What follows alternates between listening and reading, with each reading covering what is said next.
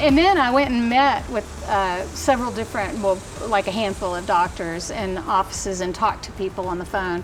And I just didn't, there's just something that got to me about each of them that I just didn't like. And she wasn't on my radar. How many did you go to? I went to 4. 4? I talked to 1, went to 3. Do you mind telling me who they were?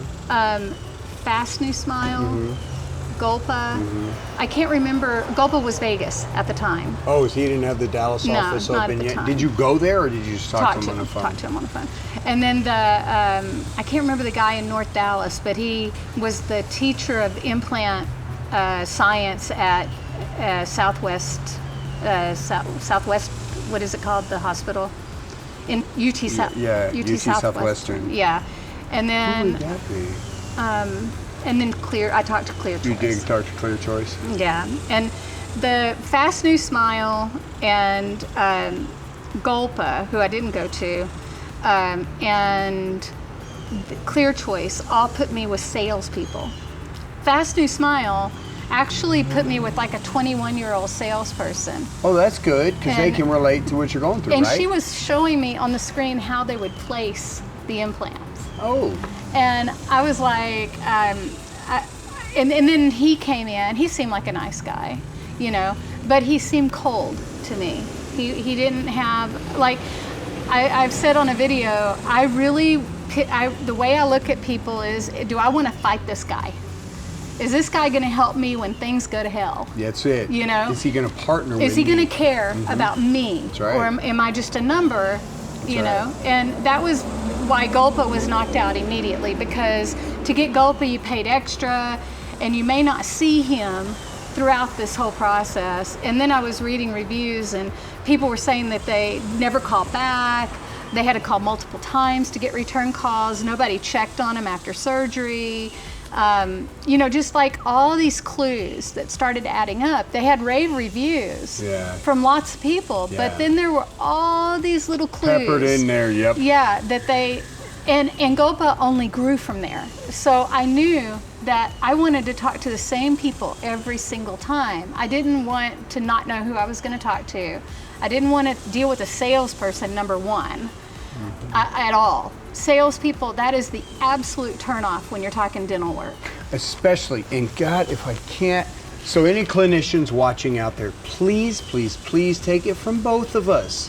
This is, your implant and your All-On-4 patient is a different patient. They are not looking to be sold. They know they got issues. They're looking for someone they can trust and partner with them. Not some 21-year-old coming in that knows a little few words to tell and points to a few pretty pictures that they know how to do the spiel. They want to know that somebody can really answer the questions that they have, isn't going to just be on next, and then also to make sure that you actually have FaceTime with a clinician. If that's not budgeted into this relationship, you ought not be doing this. Period. Agreed? That's right. I wanted to talk to the doctor. Yeah. I didn't want to talk to some salesperson. Yeah. And now that one doctor that I talked to, the North Dallas guy, he was going to charge me like $80,000. Wow. And that's just based on my description.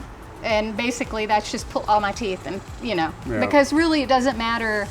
I knew I didn't have bone density issues at that point because I had already had, I had already gone to Fast New Smile. And so I'd already had the x-rays. And so I could tell him that I didn't need Did they charge you for that? No. Did they gave you the CT and scans to go home with? No. They showed them to me. The kid, told me on the screen, said that my bone density looked good. I have tori. I've got lots of bone. And so you have also that plate you have on your palate. The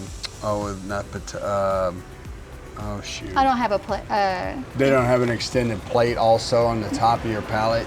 Sometimes when you have extra bone, you'll have. No, the bone is down here. Okay. The extra, and I have tori up here. Okay. But it doesn't.